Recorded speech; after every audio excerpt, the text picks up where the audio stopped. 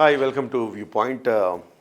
ఈ మధ్యకాలంలో గత 3-4 నెలలుగా విపరీతమైన చర్చ ఏంటంటే అంబానీ ఇంట పెళ్లి వేడుకలు.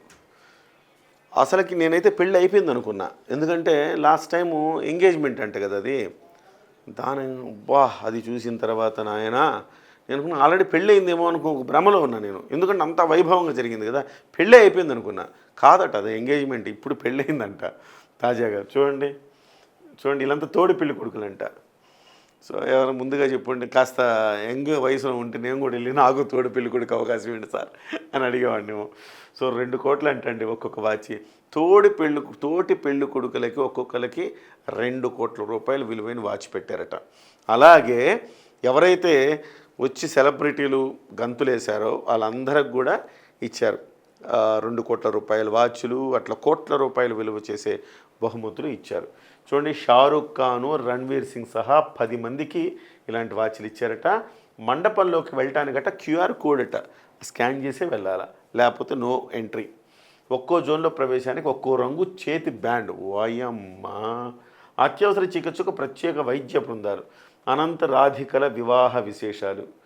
అసలు ఇంత హడావిడిగా ఇంత చేయకూడదండి పెళ్ళిళ్ళు. దిష్టి తగులుతుంది అనవసరంగా. మొత్తం పెళ్ళి ఖర్చు అంతా 5,000 కోట్లు అట. పెళ్లి ఖర్చు 5,000 కోట్లు. ఏందండి 5,000 కోట్లు? 5,000 కోట్ల రూపాయలతోటి ఇవాళ పెళ్లి చేశారంటే ఆశ్చర్యం. అంటే డబ్బుంటే మనం ఏమైనా చేస్తాం. ఒకవైపు మన భారతదేశంలో 2 వైవిధ్యాలు చూస్తున్నాం చూడండి.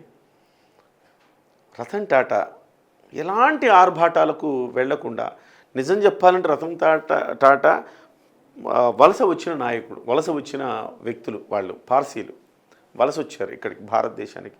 కానీ వాళ్ళ భారతీయత అంటే మనం రతన్ టాటాలో చూస్తాం. టాటా అనగానే నా భారతదేశం ప్రొడక్ట్ అనుకుంటాం మనం, అవునా కదా? టాటాకి అంత ఒక పెనవేసుకున్న బంధం ఉంది టాటాకి. సో రతన్ టాటా లాంటి వాళ్ళు ఏ రోజైనా ఇలాంటి ఆర్భాటాలకు వెళ్ళారా? ఏ రోజైనా? వాళ్ళకి లేవా 1,000 కోట్ల రూపాయలు, 1,00,000 కోట్ల రూపాయలు లేవా వాళ్ళకి? ఉన్నాయి. ఏ రోజైనా ఆర్భాటాలకు వెళ్ళారా? వెళ్ళలేదు. అలాగే ఇన్ఫోసిస్ అధినేత మనం చూసాం కదా, నారాయణమూర్తి గారు. ఎంత సింపుల్గా ఉంటారండి మనిషి. వాళ్ళ అల్లుడు రిషి సునాక్ అండి, బ్రిటిష్ ప్రధాని మొన్నటి వరకు. అఫ్కోర్స్ ఓడిపోయారు అనుకోండి. ఎంత సింపుల్ ఉంటారండి మనిషి. ఆవిడ 30 ఏళ్ళైందంట ఆవిడ చీర కొనుక్కొని. వాళ్ళు వీళ్ళు ఏదో చీర పెడితే ఆ చీరలే వాడతారు తప్ప చీరల గుండం మానేసింది ఆవిడ. ఎంత సింప్లిసిటీ అండి. మన భారతదేశంలోనే 2 వైరుధ్యాలు. ఒకళ్ళేమో ఉన్న డబ్బుని, జనం దగ్గర దోచుకున్న డబ్బుని. అంటే దోచుకున్నా అంటే అంబానీలు ఎందుకు దోచుకుంటారు? వ్యాపారం చేసే కదా సంపాదిస్తారు, కరెక్టే. అంబానీకి వచ్చిన అవకాశాలు మిగతా వాళ్ళకి ఎందుకు రావండి?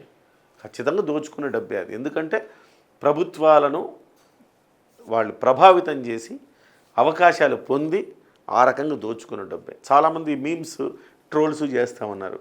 అరే మొత్తం జియో సిమ్ మనం 100 రూపాయలు పెంచారు, 150 రూపాయలు పెంచారు ప్రతి దాని మీద. ఈ డబ్బులతో వాడేదో చేశాడని. ఆ డబ్బులతో ఏం చేయక ఊరికే సరదాగా ట్రోల్స్ చూసి నవ్వుకోవడం తప్ప నిజంగా ఈ 100 రూపాయలు 150 రూపాయలు ఏముంది? అతను ఎంత కొట్టేయాలి, ఎక్కడెక్కడ కొట్టేయాలి అక్కడ కొట్టేశాడు కదా. ఇవాళ ఒక అదాని, ఒక అంబానీ. అదాని ఇంత ఉన్నట్టుండి ఇంత లక్షల కోట్లకి ఎట్లా పడగలెత్తాడండి అదాని?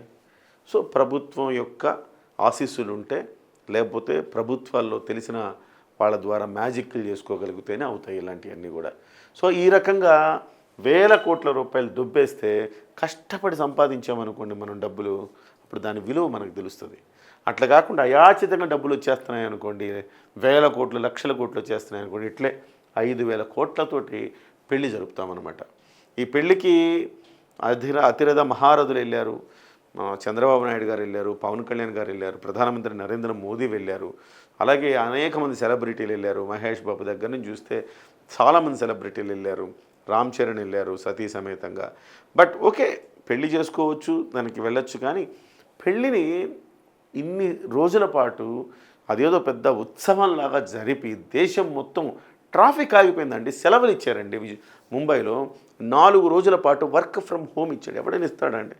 ఒకడెవడో వాళ్ళ ఇంట్లో పెళ్లి జరుగుతుంటే 4 రోజుల పాటు వర్క్ ఫ్రమ్ హోమ్ ఇవ్వడం ఏంటి?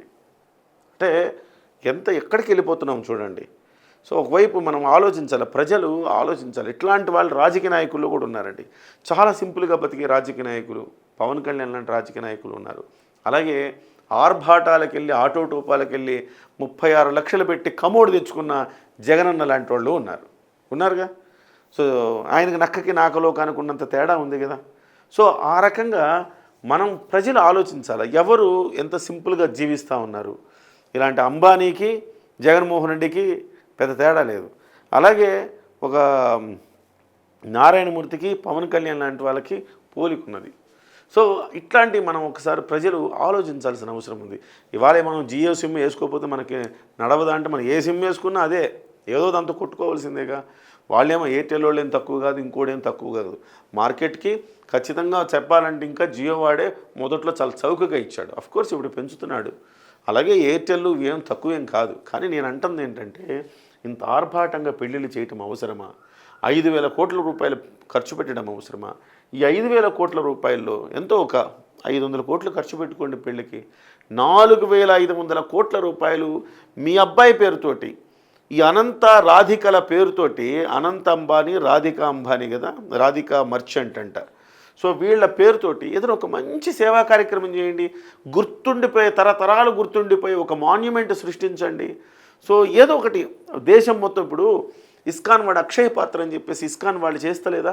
ఎక్కడికెక్కడ అన్నం పెట్టి కడుపు నింపుతున్నారు, ఆకలి తీరుస్తున్నారు. అట్లాంటిది ఒక వినూత్నమైన కార్యక్రమం తీసుకొని మీరు చేయగలిగితే ఎంత బాగుండేది. ముఖేష్ అంబానీ గారు ఇంట్లో తగలేకుండా. సో ఇది చాలా బాధాకరం. ఒక దేశంలో ఒకడికి అత్యున్నత సంస్థ పోగైతే ఎలాంటి వికృతమైన పరిస్థితులు మనం చూడాల్సి వస్తుందనే దానికి ఇది ఒక నిదర్శనం. బాధాకరం. ప్రజలకి ఒక ఇతర వారెన్ బఫెట్ లాంటి వాళ్ళు వాళ్ళందరూ కూడా తమ సంపదలో సగం, అజీం ప్రేమ్జీ తన సంపదలో సగం దాతృత్వాన్ని కేటాయిస్తున్నారండి. వీళ్ళు ఇట్లా తగలేస్తున్నారు. సో పిటి అని చెప్పాలి. మీ అభిప్రాయం ఏంటో మీరు కూడా కింద కామెంట్ చేయండి.